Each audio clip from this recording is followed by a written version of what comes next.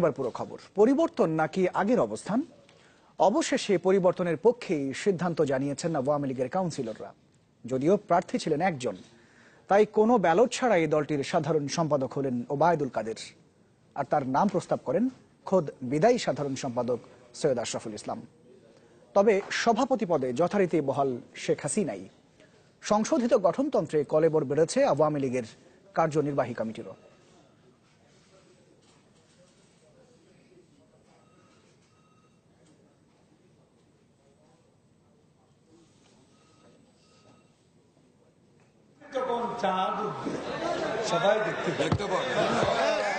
জল্পনা কল্পনার জবনিকাপাত, উঠেছে চাঁদ। আওয়ামী লীগের সাধারণ সম্পাদক পদে কে আসছেন সেই প্রশ্নে যে চাঁদের কথা বলেছিলেন ওবায়দুল কাদের, সেই চাঁদ হলেন নিজেই। বিকেল ৫টার কিছু পর মাইকে যখন নাম ঘোষণা শুরু হয়, তখন ভেতরে বাইরে হাজারো নেতাকর্মীর অপেক্ষা। প্রথমেই ঘোষণা হয় সভাপতি পদে শেখ হাসিনার নাম।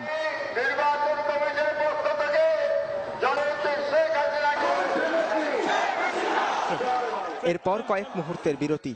যে পদ নিয়ে গত কয়েকদিন জল ঘোলা হয়েছে গণমাধ্যমে, ঝড় উঠেছে চায়ের কাপে, অবসান হবে তার।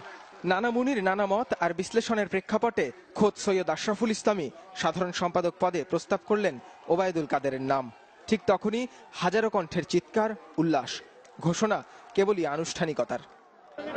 কমিটি ঘোষণার আগেই গঠনতন্ত্র সংশোধন করে কার্যনির্বাহী কমিটির পদ ৮টি বাড়িয়ে করা হয় ৮১টি। সভাপতি মণ্ডলীর সদস্যের তালিকায় যোগ হয়েছে ৬টি নতুন নাম। সৈয়দ আশরাফুল ইসলাম পদাধিকার বলে আগেই প্রেসিডিয়াম সদস্য ছিলেন।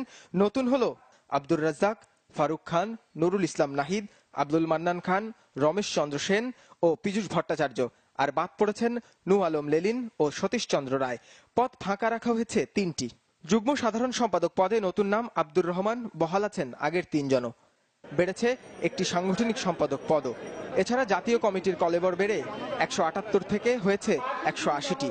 তবে আকার যাই হোক, নবগঠিত এই কমিটিতে সবচেয়ে আলোচিত নাম যে ওবায়দুল কাদের, সে বিষয়ে সন্দেহ নেই কারোই।